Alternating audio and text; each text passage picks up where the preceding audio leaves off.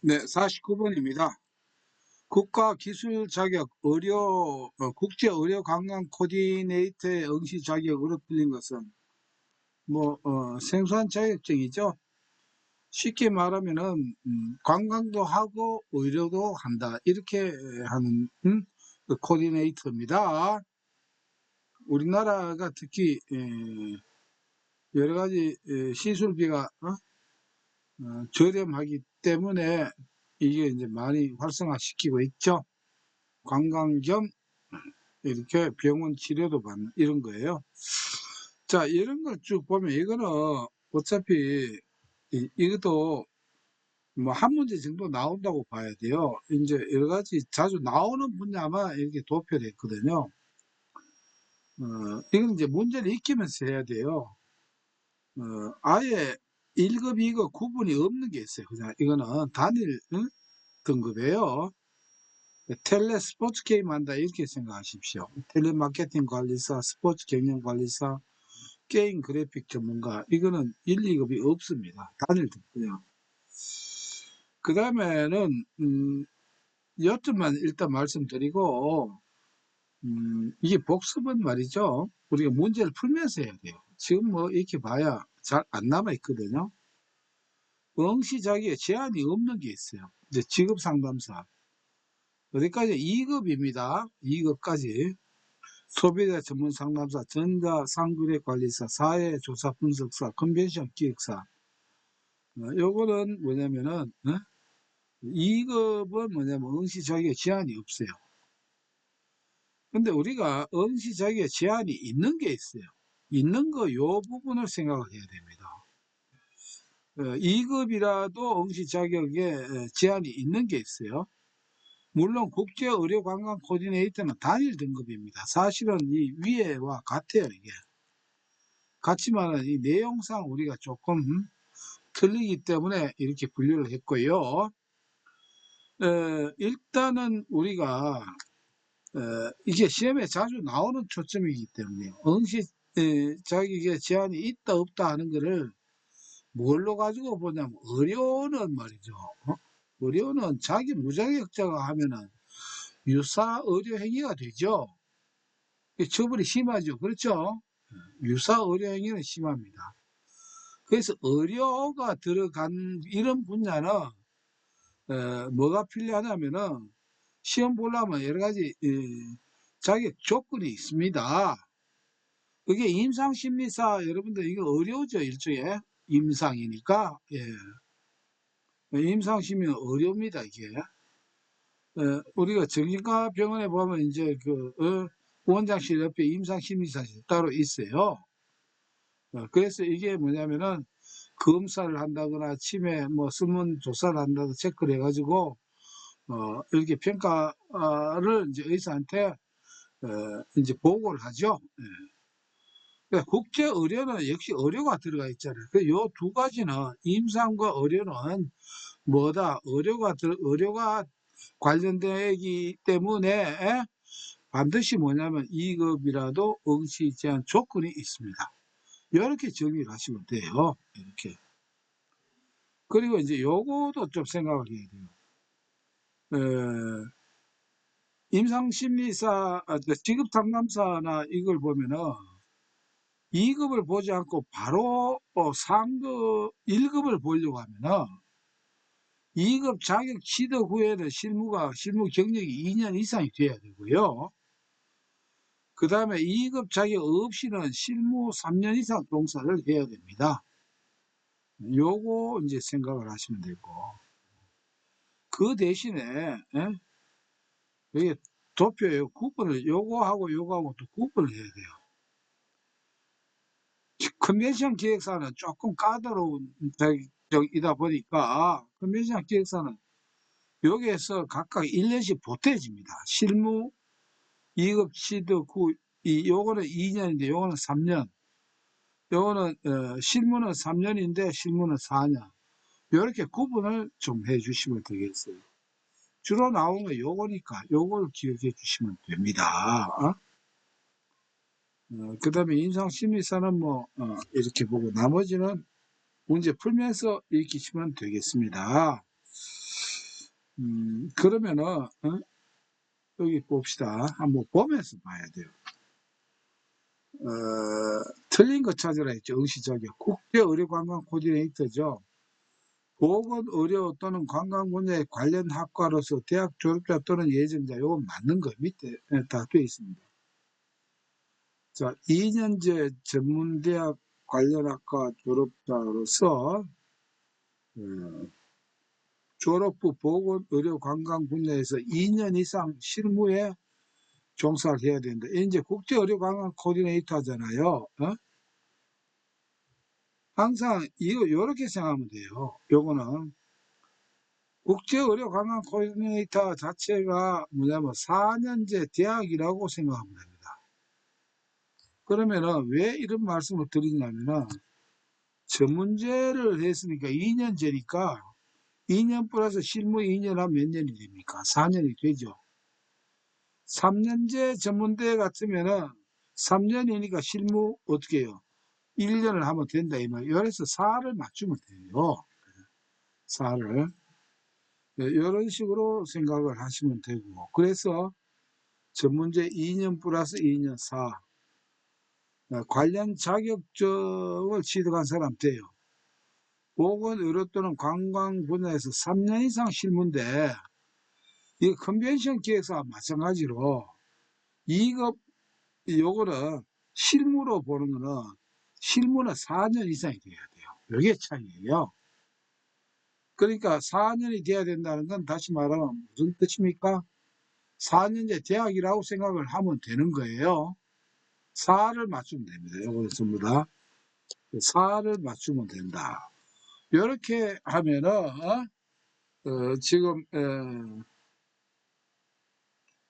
자 3년 이상 실무는 4가 모자라죠. 그래서 안 된다. 이렇게 이해를 하시면 되겠습니다. 그렇게 이걸 세부적으로 상세히 설명하려면 시간이 많이 걸리니까 제가 드린 요 초점을 뭐 동영상을 통해서라든가 이렇게 정리를 하시면 되겠습니다. 한국표준 직업분류의 직업의 성립 조건에 대한 설명으로 옳은 것 됐습니다. 직업의 성립 조건 하는 거는 이게 좀 간단히 얘기를 드릴게요. 직업의 성립 조건은 이게 실기에도 자주 나오거든요. 직업 상담사니까 직업의 성립 조건 나올까요? 안 나올게요? 나오겠죠.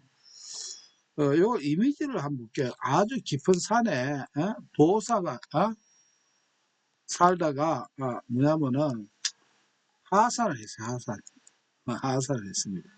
하산을 했는데 하산을 하면은 이 산에서 살 때는 신선처럼 어때요? 뭐 법이 없어. 자기가 법이에요. 그러나 우리가 로마에 가면 무슨 법을 따른다? 로마 법을 따라야 되는 것처럼 이 속세에 나왔으니까 내려온 이상은 속계의 세속의 경륜을 따라야 됩니다. 경륜을 이걸 따라줘야 돼요. 일단 이거 혼자 살 때 하고 사회생활 할 때는 이 속계의 경륜을 따라줘야 됩니다. 그래서 이게 직업의 조건이 뭐냐면 속은 뭐냐면은 이게 속박성입니다. 속박성. 속박성인데 비속박성이라 해야 됩니다. 그러니까 우리가 뭔가 속박받은 상태에서 뭐냐면 경제활동하는 것은 직업으로 보지 않습니다. 요거 직업의 개념에서 여러분들 쭉 알아야 돼요. 그 전에 먼저 우리가 지금 저는 이거 외우기 쉽게 위해서 이렇게 했죠. 원래는 이 경제성의 원칙입니다. 경제성의 원칙. 경제성의 원칙은 반드시 대가를 받아야 됩니다. 대가 없이 일하는 것은 쉽게 말하면 우리가 그걸 봉사라고 하죠. 봉사하는 것은 직업으로 뭐냐면 인정하지 않는다는 거예요. 반드시 경제성의 원칙은 반드시 대가를 받아야 돼요.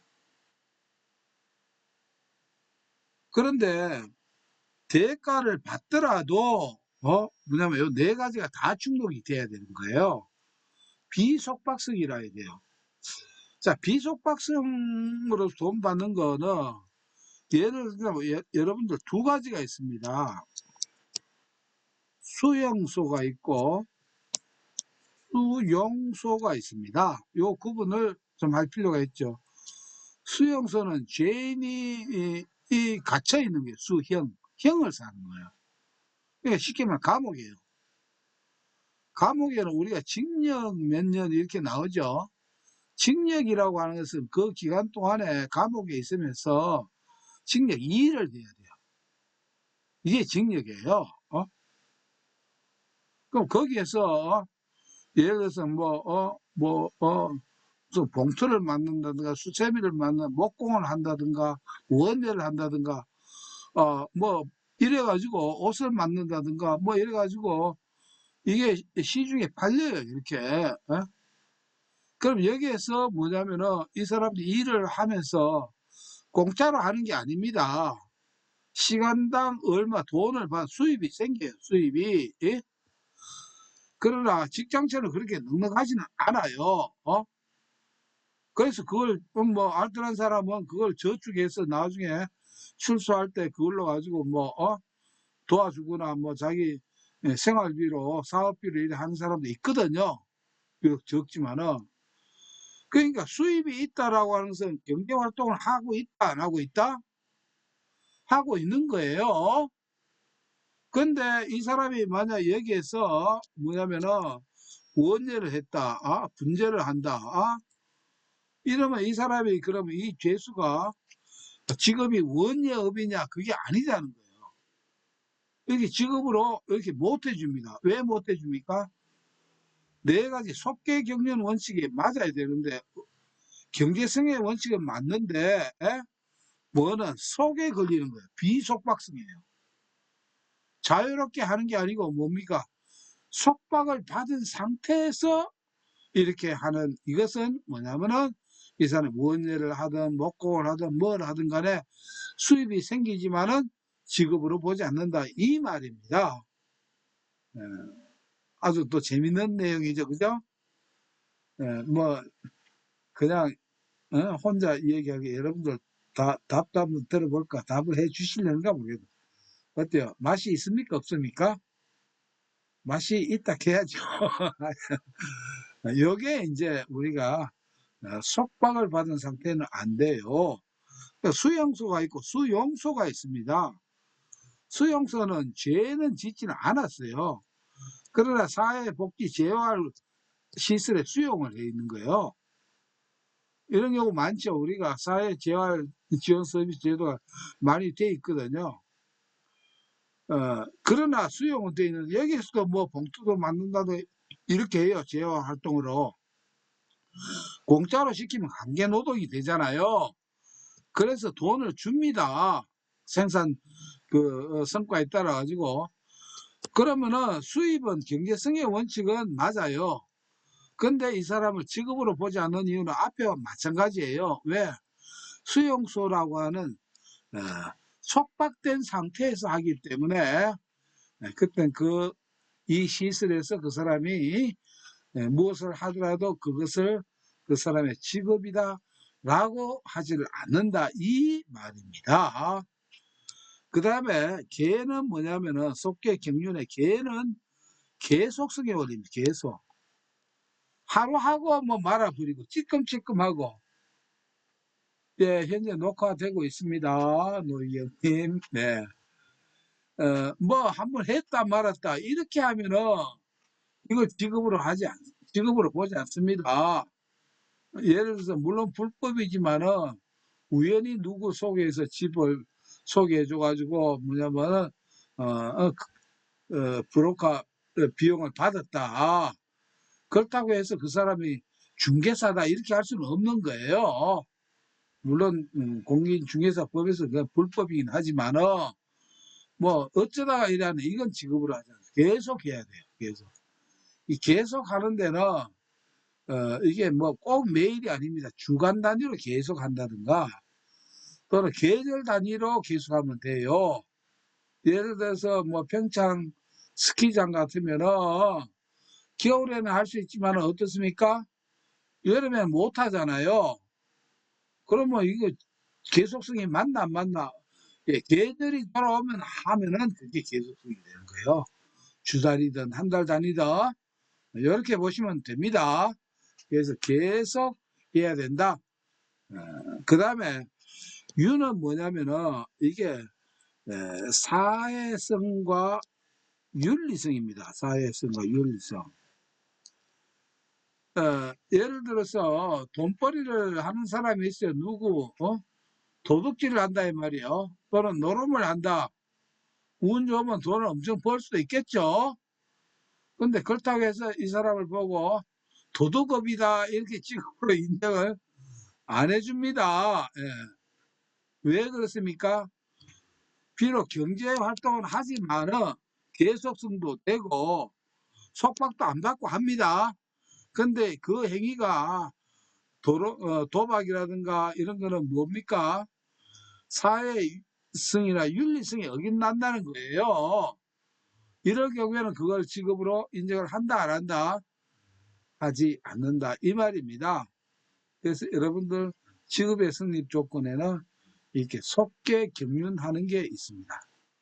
그래서 이거는 산에 살던 도사가 하산해가지고 뭐냐면은 내려왔던 그 장면 속계 경륜 이렇게 생각을 해주시고 그 다음에 이제 2부가 또 됩니다.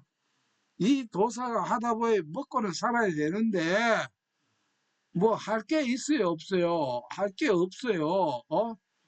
그래서 산 좋고 물 좋은데 그거 하니까 하나 좋은 게 있어요. 예. 목소리가 너무 좋아요. 목소리는 카랑카랑한 거예요. 거기서 뭐 호흡도 단전호흡을 하고 복식도 호흡도 하고 하니까 목소리가 너무 좋아요. 그래서 뭐 아무 노래라도 중얼중얼 대면은 가수처럼 너무 듣기가 좋은 거예요.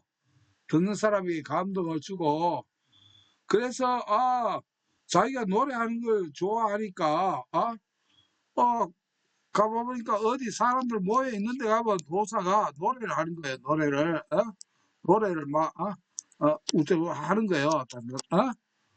하니까 듣는 사람이 돈을 줍니까 안 줍니까? 돈을 주거든요. 그러니까 이 사람 이름이 가수도사가 돼요. 도사 가수 해도 되고 가수도사. 그러니까 사람들이 장터라든가 이런 데 들어가면 사람들이 저기 가수도사님 노래 한 곡 해주세요. 가수도사님 이렇게 하는 거예요. 가수도사님 예, 이 가수도사님가 우리가 실기 시험을 위해서 꼭 알아야 될 일입니다. 그러면 가는 뭐냐? 가사에 전념하는 경우에는 우리가 직업으로 보지 않습니다. 아시겠죠? 직업으로 인정하지 않는 거 6가지를 대표적으로 우리가 기억해야 됩니다. 그 다음에 수는 여기 수용소입니다. 앞에 했죠. 수용소에서 경제활동하는 거. 그 다음에 도는 도박이라든가 이런 거. 그럼 사는 사회시설의 수용이 되어 있는 겁니다. 수용은 죄인이고 수용은 죄인이 아닌 겁니다. 그 다음에 님은 임입니다. 임대료라든가 이런 거를 받아서 생활하는 사람이 있죠. 이런 경우를 뭐냐면은 직업으로 보지 않고 예는 예금의 이자라든가 이런 걸 통해서 생활하는 사람 이런 6가지는 뭐냐면은 직업으로 보지 않는 거 6가지 실기시험에 쓰라라고 이렇게 나옵니다. 그때는 여러분들 노래하는 도사 가수 도사님예를 생각해 아이고 가수 도사님예 노래 한 곡 주세요. 이 이미지를 생각해서 이렇게 아시면 됩니다. 물론 우리가 속계 경륜에서는 여기 따로 이 계속성의 원칙은 따로 이게 4개가 있습니다. 그거는 계절주의가 돼요. 계절주의. 즉 음, 뭐냐면은 노래를 하고 먹고 사는 도사한테는 뭐를 조심해야 됩니까? 감기 걸리면 배버리가 끊깁니다. 그렇죠? 그래서 감기는 환절기에 주로 많이 감기가 걸릴 확률이 많죠. 그래서 계절이 바뀔 때는 주의를 해야 된다 해서 계절주의가 있습니다. 계절주의. 마찬가지로 여기 계속성의 원칙, 그 다음에 절기, 그 다음에 주는 계절주의는 주기적으로 의의는 뭐냐면 취업할 의사가 있어야 되고 일이 있으면 뭐냐면 해야 된다는 이런 계절주의 요것도 가끔 나오니까 참고를 해 주시면 되겠습니다. 이래서 직업의 성립 조건과 직업으로 인정하지 않는 거 6가지 이런 내용을 한꺼번에 이미지 스토리로 했는데 여기 보면 있죠. 이렇게 따라 주시고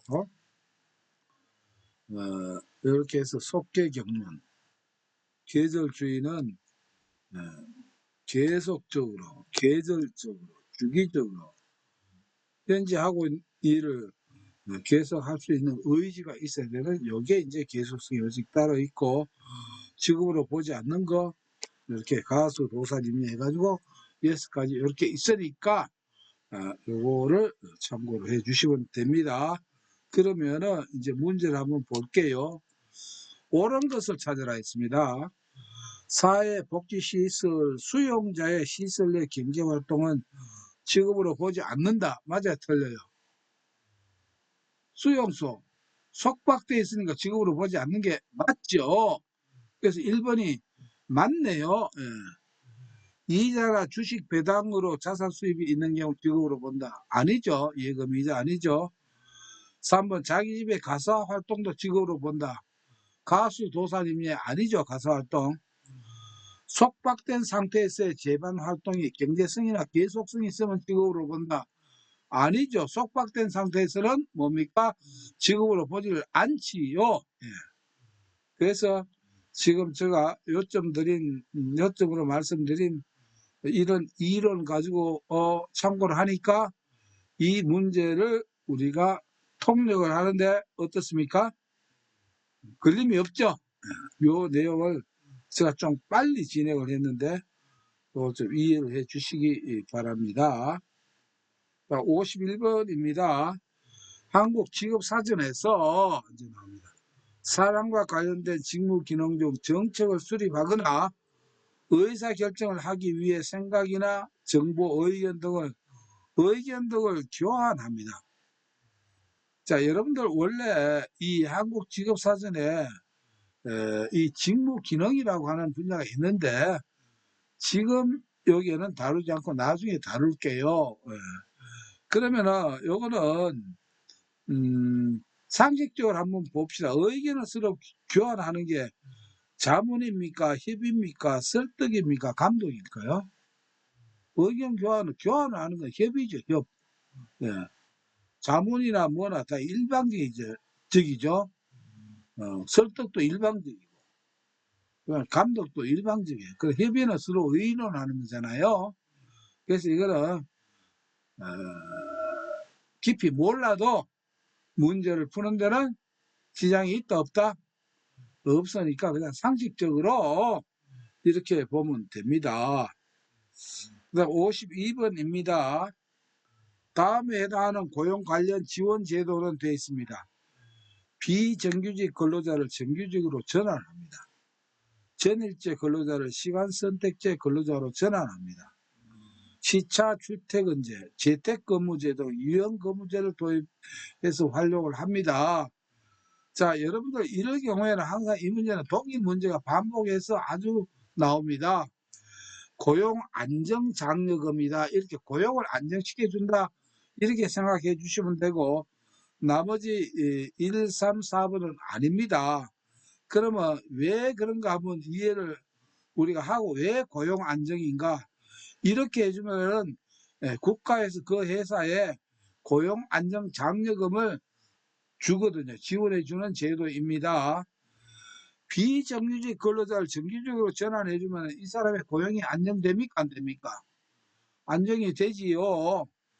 전일제 근로자를, 자, 이 사람이 전일제는 못할 만한 무슨 사정이 있어요. 누굴 감백을 해야 되는가 등등. 그런데 전일제 근로자를 쭉 하면 이 사람이 이 회사에 못 나가요. 근데 너는 시간 선택제 근로자로 시간을 채우라, 필요한 시간에. 이러면 이 근로자의 직업이, 근로가 안정이 됩니까, 안 됩니까? 되지요. 그 다음에 시차 출퇴근제나 재택근무제 등 유연근무제를 도입하면 역시 퇴직할 사람, 전직할 사람이 안 하죠. 그래서 이런 것은 전부 다 고용 안정이 되기 때문에 된다는 것이고, 단지 우리가 알아야 할 고용 창출은 없는 자리를 어떻게 해요? 만들어내는 겁니다. 그러나 위에 세 가지 전부 다 없는 걸 만들어내는 게 아니고 뭡니까? 기존에 있는 제도를 어떻게 해요? 향상 업그레이드 한 거죠. 그러니까 창출은 새로운 일자리를 만들어내는 겁니다. 그 새로운 일자리는 아니죠. 이런 정도만 우리가 이해를 하면 되겠습니다. 그 다음에 53번입니다. 구직자에게 일정한 금액을 지원합니다. 그 범위 이내에서 직업능력개발 훈련에 참여할 수 있도록 하고 훈련 이력 등을 개인별로 통합 관리하는 제도. 돈도 주면서 훈련에 참여할 수 있도록 지원해 주는 겁니다. 이건 그냥 답을 익히십시오. 뭡니까? 국민내일병 카드입니다. 이거는 실업자도 해당이 되고 취업자도 다 됩니다. 다 해당이 되고, 이거는 해당이 되면은 국민내일병 카드를 발급받습니다. 고용센터에 가면은 해 주거든요. 그러면 혜택이 처음에는 300만 원 카드를 줍니다. 이러면은 그걸 가지고 국가 NCS 등록된 기관에 가면은 필요한 교육을 받을 수 있습니다. 요양보호사도 되고 바리스타 등등 뭐라도 지게차든 뭐든 미용이든 요리든 이렇게 해당이 되면은 그 원인 부담은 한 10% 내지 20% 사이 돼요. 나머지 카드로 결제합니다.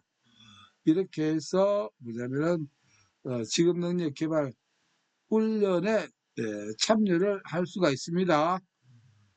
그리고 또 출석 일수가 괜찮으면은 한 달에 또 장려금이 또 나옵니다. 장려금도 나오고 또 식비도 적지만은 또 같이 이렇게 나오기도 합니다. 이런 이 국민내일병카드는 문제가 자주 나오거든요. 그래서 자주 나오는 내용에 초점을 말씀드릴게요. 제일 정확하게 만 75세 미만이라야 됩니다. 75세 이상은 곤란합니다. 그 다음에 실업, 재직, 자영업 여부에 관계없이 카드 발급이 가능합니다. 단 이제 소득 관계 요게 이제 뭐냐면은 해당이 되느냐 안 되느냐 그런 게 돼 있으니까 그거는 고용센터에 가서 확인을 하면 됩니다. 또 우리가 알아야 될 게 최종 학년에 재학 중인 졸업 예정자입니다. 고3 졸업, 전문대 졸업 예정자, 대학교 졸업 예정자 해당이 됩니다. 왜? 졸업하기 전에 기술을 어떻게 직업 훈련을 받아서 바로 졸업하자마자 어떻게 바로 취업을 하라라고 이렇게 해서 국가에서 지원해 주는 제도가 되겠죠. 이런 거 특히 요거 만 75세 요거 기억해 주 미만 요거 기억해 주시면 되고요.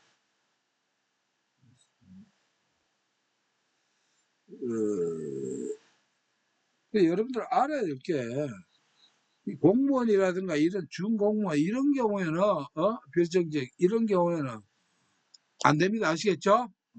이거는 국민내일병카드 대상이 안 됩니다. 그 다음에 이걸 하려면 HRDnet 같은 한국산업인력공단이죠. 여기 가서 직업능력개발훈련 동영상 교육을 꼭 받아야 됩니다. 받아야 돼요. 한국산업인력공단에 또 회원이 회원가입이 물론 돼 있어야 됩니다. 그럼 고용센터에서 검색을 딱 하면은 이 동영상 이거 시청을 했는가 안 했는가 딱 확인이 됩니다. 이거 안 받으면 국민 내일 배움 카드를 발급받을 수가 없다. 이렇게 보시면 됩니다. 그래서 오늘은 요까지로 할게요. 1-53번. 자, 직업정보는 보니까 이래저래 도움이 되는 내용이 좀 있을 거예요. 예.